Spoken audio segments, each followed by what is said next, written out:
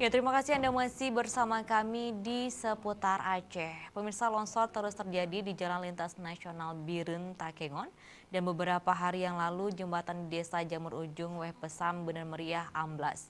Dan pasca jembatan amblas di lokasi lain di kilometer 86 desa yang sama terjadi longsor dan hampir setengah badan jalan digerus air sungai.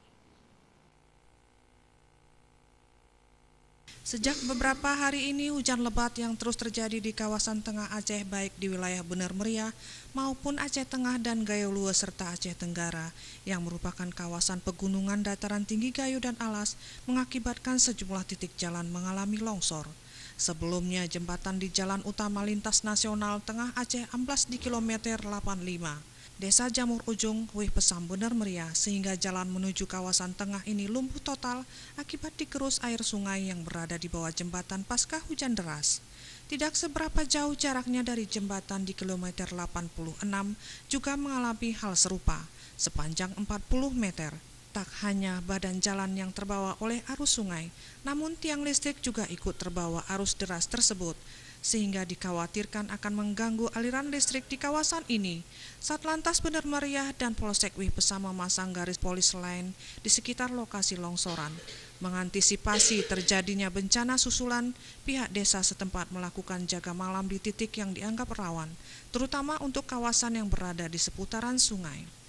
Dalam waktu dekat setelah berkoordinasi antara pemerintah Bener Meriah dengan pemerintah Aceh, jembatan yang amblas akan dipasang jembatan Baile untuk sementara.